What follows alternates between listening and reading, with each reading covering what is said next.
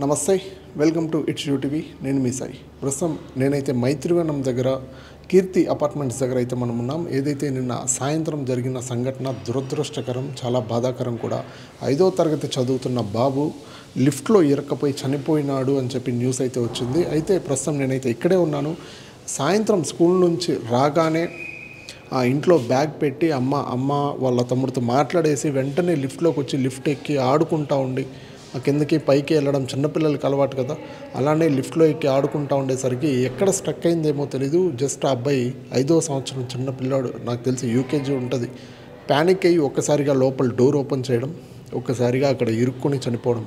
అది ఇంత చిన్న గ్యాప్, 2 ఇంచెస్ ఉన్న గ్యాప్లో ఎలా పడి చనిపోయాడు అనేది ఒక మిస్టరీగా కూడా మారింది. పోలీసులు కూడా ఒక షాక్లో ఉన్నారు, ఇది ఎలా జరిగిందనేసి. ఇక్కడ వాసులు కూడా ఎవరైతే ఉన్నారో వాళ్ళే ఇక్కడ చుట్టుపక్కల వాళ్ళ అమ్మ గట్టిగా కేకేయడంతో పరిగెత్తే హుటాహుటిన వచ్చి డోర్ మొత్తం జస్ట్ గట్టిగా ప్రెస్ చేసి ఆ బాబు తలని ఇలా కూడా పోదు, చెయ్యి ఇలా కూడా పోదు లిఫ్ట్లో.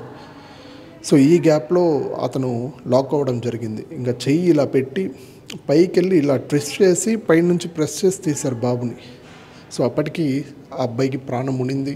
ఏదైతే పక్కనే ఉన్న హాస్పిటల్కి తీసుకెళ్లారో ఇక్కడ పెద్ద ఎక్విప్మెంట్ లేదు, వెంటనే వేరే హాస్పిటల్కి తీసుకెళ్ళండి అనగానే రెయిన్బో హాస్పిటల్కి తీసుకెళ్లారు బాబుని. అప్పటి వరకు ప్రాణం ఉంది బాబుకి. చిన్న బాబు, 5 సంవత్సరాల బిడ్డ.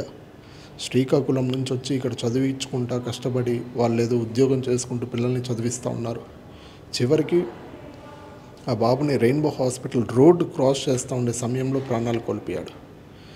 తల్లిదండ్రుల చేతిలో ప్రాణాలు కోల్పోయాడు.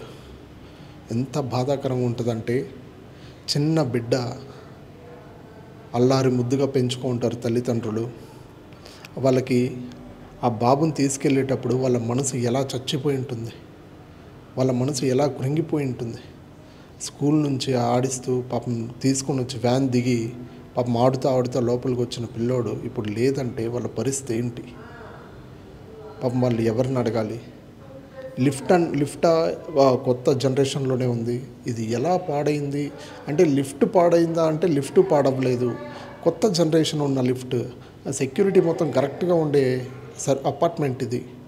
సో పిల్లలు చాలామంది ఉంటారు కాబట్టి చాలా సేఫ్టీ మెజర్స్ పాటిస్తూ ఉంటారు. ఇందాకే నేను ఇక్కడ కింద మేనేజర్తో కూడా మాట్లాడాను. ఆయన కూడా చెప్పేది అదే, క్లియర్ ఇన్స్ట్రక్షన్స్ ఇచ్చారు ఆయన మాకు. సో ఏదైతే లిఫ్ట్ ఉందో అందులో ఎలా ఇరుక్కపోయినాడు అనేది వాళ్ళు కూడా షాకింగ్లో ఉన్నారు.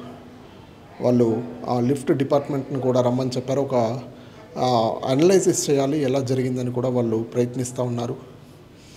అయితే ఈ బాబుని తీసుకొని ప్రస్తుతం వాళ్ళు శ్రీకాకుళంకి అయితే వెళ్ళారు. ప్రస్తుతం నేనున్న ఇల్లు ఇదే, ఇక్కడ చూసుకోవచ్చు. ఇదే ఇల్లు. ఈ ఇంట్లో నుంచి పక్కనే ఉంది లిఫ్ట్ కూడా. సో ఎంతో దూరంలో లేదు, పక్కనే లిఫ్ట్ పక్కనే ఉంది. సో జస్ట్ ఒక 3 అడుగులు వేస్తే వచ్చేసి లిఫ్ట్లో పరిగెత్తే, ఇంటికి లోపలికి వెళ్ళి బ్యాగ్ వేయడం, పరిగెత్తే వచ్చి లిఫ్ట్ ఎక్కడం, ఇదంతా కళ్ళు మూసి కళ్ళు తెరిచే క్షణాల్లో అయిపోయింది మొత్తం. అసలు ఆలోచించండి మనం అసలు ఇంత చిన్న బాలుడు, యూకేజీ చదువుతున్న బాలుడు ప్రాణాలు కోల్పోతాడని ఈ అపార్ట్మెంట్ వాసులు కూడా తెలిసి ఉండదు. మల్లారి ముద్దుగా పెంచుకుంటారు ఈ అపార్ట్మెంట్. ఈ ఫ్లోర్లో మాత్రం ఆ పిల్లలతో ఎంతో సరదాగా ఆడుకుంటారు. కానీ ఇప్పుడు ఆ పిల్లోడే లేకుండా అయిపోయాడు. స్కూల్లో ఫ్రెండ్స్తో ఎంతో సరదాగా ఆడుకుంటాడు, కానీ ఇప్పుడు ఆ బాలుడే లేకుండా వెళ్ళాడు.